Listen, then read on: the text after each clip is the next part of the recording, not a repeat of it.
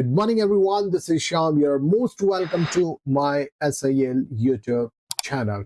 So, dear, आज का जो टॉपिक है वो होने जा रहा है हमारा पास्ट कंटिन्यूअस और पास्ट परफेक्ट कंटिन्यूअस को लेकर। जी, इससे पहले मैं जो आपके लिए वीडियो लाया था डियर, उसमें हमने करा था past indefinite and hope so कि उस वीडियो को देखने के बाद आपको जितने भी डाउट होंगे वो सारे के सारे क्लियर हो चुके होंगे। So now have a look towards past continuous. So पहले देख लेते हैं हम पास्ट कंटिन्यूअस कि पास्ट कंटिन्यूअस में किस तरह से सेंटेंसेस को फ्रेम किया जाता है। तो देखते हैं डियर, हमारा आज का कॉन्सेप्ट होने जा रहा है पास्ट कंटिन्यूअस। सबसे पहले हम बात कर लेते हैं कि आइडेंटिटी। पास्ट कंटिन्यूअस में आइडेंटिटी क्या रहेगी? पहचान बहुत इंपॉर्टेंट चीज है। पहचान क्या रहेगी हमारी किसी भी चीज को पहचानने की? तो डियर, पहचान जो रहेगी वो रहेगी आपकी अगर सेंटेंस के लास्ट में रहा था, रही थी या फिर रहे थे। तो डियर, इसमें से कुछ भी आ सकता है।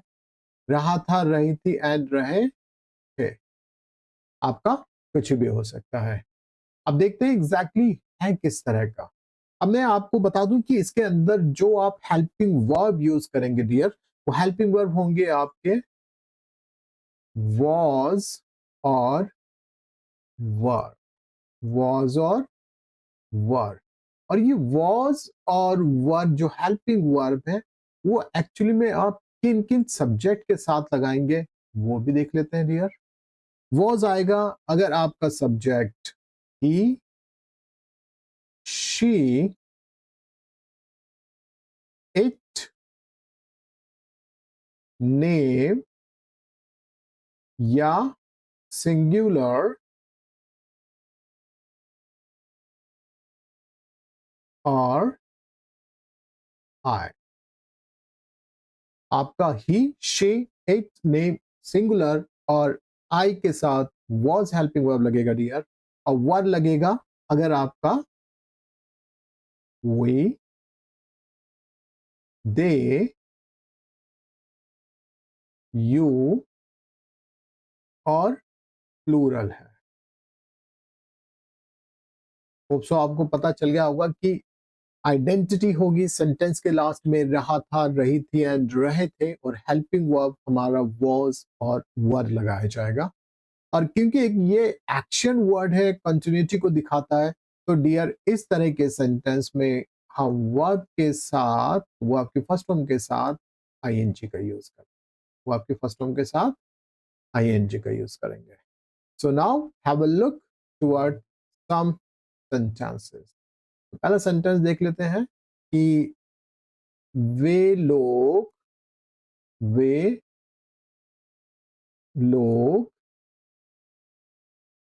खेल रहे थे। वे लोग खेल रहे थे। नेक्स्ट हो जाएगा मैं अंग्रेजी सीख रहा था। मैं अंग्रेजी सीख रहा था। वह खाना बना रही थी। वह खाना बना रही थी। तो डियर, आप देखेंगे कि जब हम बात करते हैं सेंटेंस के लास्ट में, तो सब में देखेंगे आप रहा था, रही थी, रहे थे, तो इस तरह से आइडेंटिटी होगी डियर। तो देख लेते हैं, वे लोग खेल रहे थे, इसका आंसर हो जाएगा, क्या हो जाएगा इसका आंसर? वे लोग को बोलते हैं डियर दे, तो दे के साथ हेल्पिंग वर्ब यूज करा जाएगा वर। खेलना होता है प्ले, और साथ में हम पुट करेंगे डियर आईएनजी, तो दे वर प्लेइंग। मैं अंग्रेजी सीख रहा था। मैं अंग्रेजी सीख रहा था. So I was learning English. I was learning English. वह खाना बना रही थी. वह खाना बना रही थी. He means फीमेल की बात कर रहे हैं. So she was cooking food. She was cooking food. So dear, ये तो हमने बात की कि आप किस तरह से पास्ट कंटिन्यूअस के सेंटेंसेस को पहचान पाएंगे. सेंटेंस के लास्ट में उसकी आइडेंटिटी रहेगी. रहा था, रही थी एंड रहे थे. अगर हम बात करें वॉज और वर, ये आपके हेल्पिंग वर्ब यूज किए जाएंगे डियर सेंटेंसेस में. और किसके साथ, किन किन सब्जेक्ट्स के साथ आएगा वो मैंने बता दिया है आपको. अब देख लेते हैं कुछ और एग्जाम्पल.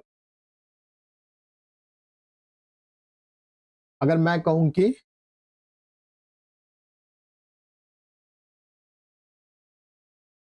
वह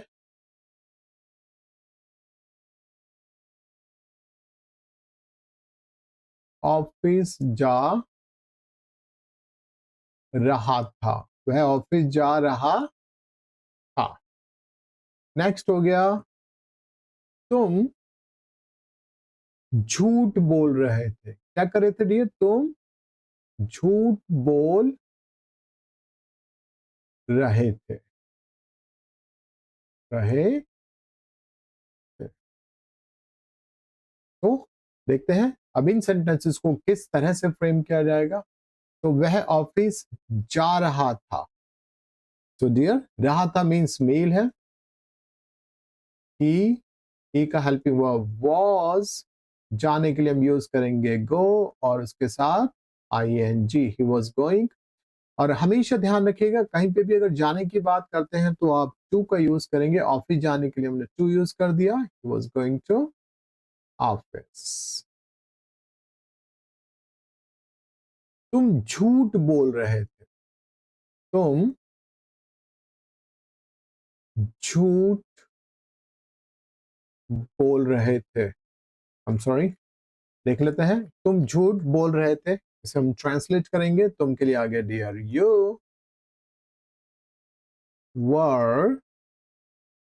झूठ बोलने के लिए आप चाहें तो आप लाइन का भी यूज कर सकते हैं, बट बेटर होगा कि आप टेल अ लाई को यूज करें. यू वर और टेल का हो जाएगा telling. You were telling a lie. You were telling a lie. तो डियर, इस तरह से आप पास्ट कंटिन्यूअस के सिंपल सेंटेंसेस को फ्रेम कर सकते हैं. अब यहां देख लेते हैं, जैसे कि अभी तक हमने सिंपल करे हैं, अब देखते हैं कि नेगेटिव कैसे बने. हम नेगेटिव को भी देख लेते हैं डियर कि नेगेटिव सेंटेंसेस को हम किस तरह से फ्रेम कर पाएंगे. एक सेंटेंस ले लेते हैं, तुम झूठ बोल रहे थे. इसी का नेगेटिव, तुम झूठ नहीं बोल रहे थे. तो डियर सीधा देख लेते हैं क्या आंसर होगा इसका. You were not. फिर यहाँ पे यू वर नॉट को आप कंट्रैक्शन फॉर्म में भी लिख सकते हैं. It's up to you. और बेटर होगा आप कंट्रैक्शन में ही लिखें. फाइन. यू वर नॉट, जिसे हम you want telling a lie. You want telling a lie. Interrogative देख लेते हैं. इंटरोगेटिव क्या होने जा रहा है. इंटरोगेटिव सेंटेंस जैसे कि आपको पता ही है कि हमेशा क्या से स्टार्ट होते हैं. हम क्या लगाकर सेंटेंस को फ्रेम करते हैं डियर. क्या तुम झूठ बोल रहे थे. फाइन. तो देख लेते हैं उस क्या के लिए. क्या के लिए हमारा हमेशा हेल्पिंग वर्ब आगे आएगा. तो फिलहाल हम बात कर रहे हैं तुम झूठ बोल रहे थे, तो इसका जो हेल्पिंग वर्ब है तुम, वो है वर. देखते हैं क्या तुम झूठ बोल रहे थे. Were you telling a lie. Were you telling a lie? और डियर क्वेश्चन मार्क लगाना मत भूलिएगा. अब बारी आती है हमारी इंटरोगेटिव नेगेटिव. तो देख लेते हैं। इंटरोगेटिव नेगेटिव में डियर आप यूज करेंगे वही हेल्पिंग वर्ब के साथ ही बनाएंगे हम। Were you not telling a lie. Were you not telling a lie, अगर आप चाहें तो आप वर और नॉट इनका डायरेक्ट कंट्रैक्शन फॉर्म को भी यूज कर सकते हैं डियर, जो होगा वंट। कई बच्चे इसे वरंट बोलते हैं, बट डियर आपको इसे वंट बोलना है। Weren't want you telling a lie and then question mark। अब बारी आती है हमारी WH फैमिली की। WH फैमिली की, तुम झूठ बोल रहे थे भाई, तुम झूठ क्यों बोल रहे थे, तुम झूठ क्यों बोल रहे थे। तो why were you telling, why were you telling a lie, why were you telling a lie and तुम झूठ क्यों नहीं बोल रहे थे। तो हो जाएगा dear why were you not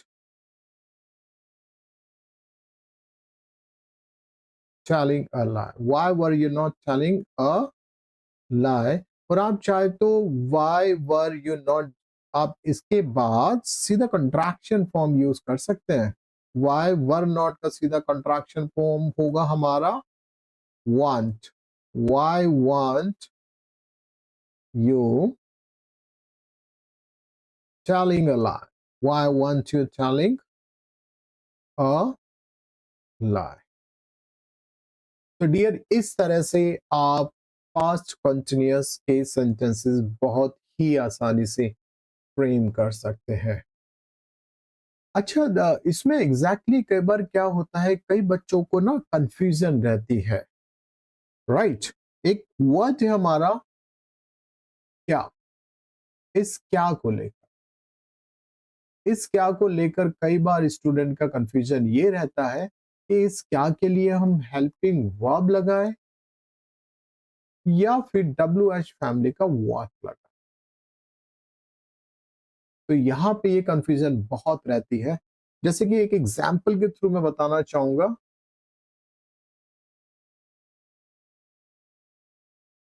क्या वह पढ़ रही है, क्या वह पढ़ रही है। जब बच्चे इन द बिगिनिंग स्टार्ट करते हैं तो इस तरह के बहुत सारे ग्रामेटिकल एरर वो करते हैं। क्या वह पढ़ रही है। दूसरा सेंटेंस है मेरा, वह क्या पढ़ रही है, वह क्या पढ़ रही है, वह क्या पढ़ रही है।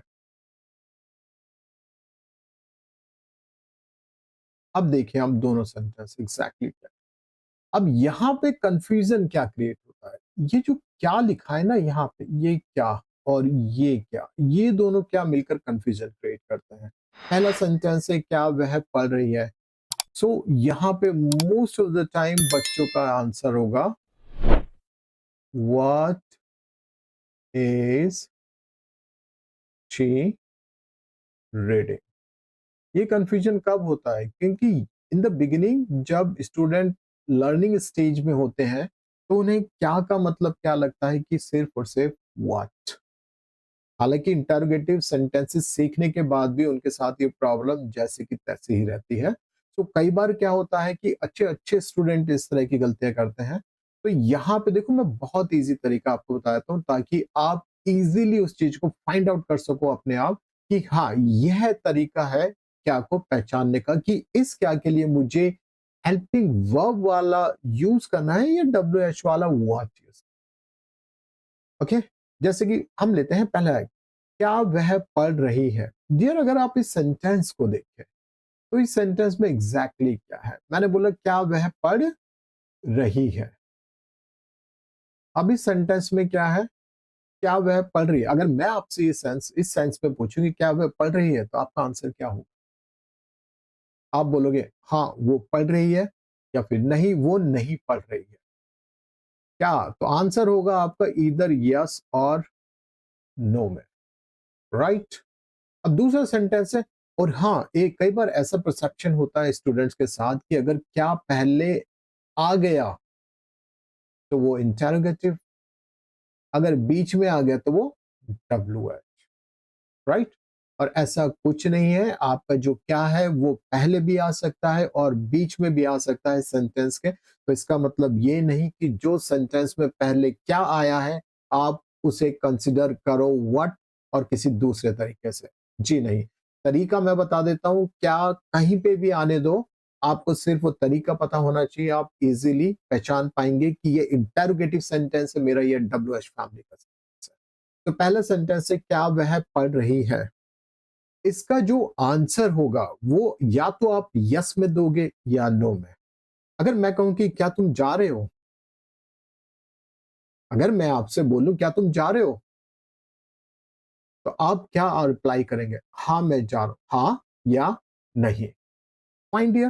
तो जब भी आंसर यस और नो के अंदर दिया जाता है तो समझ जाइएगा आप कि हम इंटरोगेटिव सेंटेंस की बात कर रहे हैं। किसकी बात कर रहे हैं डियर? इंटरोगेटिव सेंटेंस के। इंटरोगेटिव सेंटेंस में आप यस या नो में आंसर देते हैं।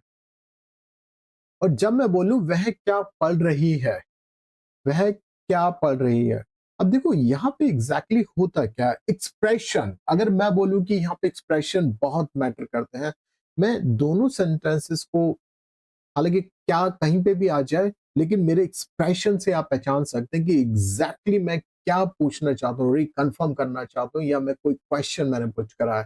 देखो पहला क्वेश्चन है, क्या वह पढ़ रही है? क्या वह पढ़ रही है? क्या वह पढ़ रही है? दूसरा, वह क्या पढ़ रही है? वह क्या पढ़ रही है? अगर मैं ये अगर नॉर्मल देखूं तो वह क्या पढ़ रही है, मतलब आपसे क्वेश्चन पूछा गया है कि भाई क्या पढ़ रही है, math, physics, chemistry, science, whatever, English, French, Hindi, तो वह क्या पढ़ रही है?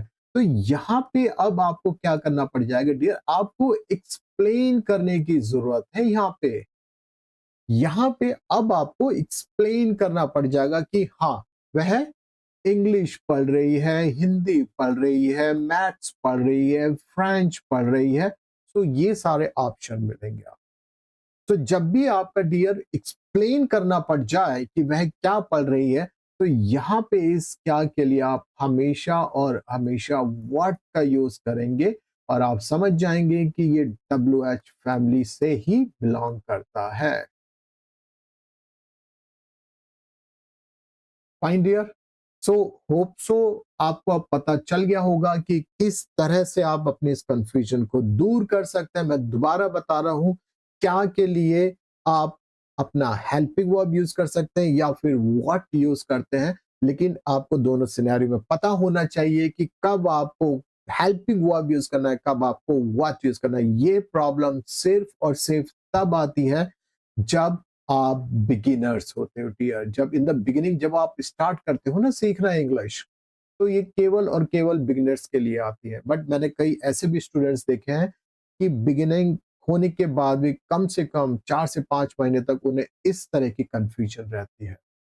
सो होप सो डियर कि इस वीडियो को देखने के बाद आपकी टेंसेस के अलावा अगर कोई क्या और कैसे आप क्या को यूज कर सकते हैं, क्या कई बार कंफ्यूजन रहती है कि क्या यूज करना है, हेल्पिंग वर्ब यूज करना है, व्हाट यूज करना है, तो होप सो कि शायद आज इस वीडियो को देखने के बाद आपकी वो कंफ्यूजन भी दूर हो गई हो।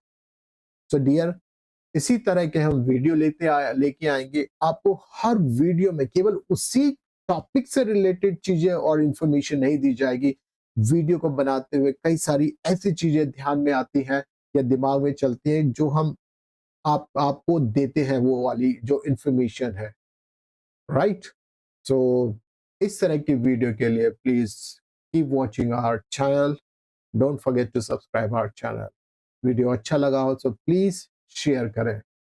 Thank you so much for watching this video. Thanks lot.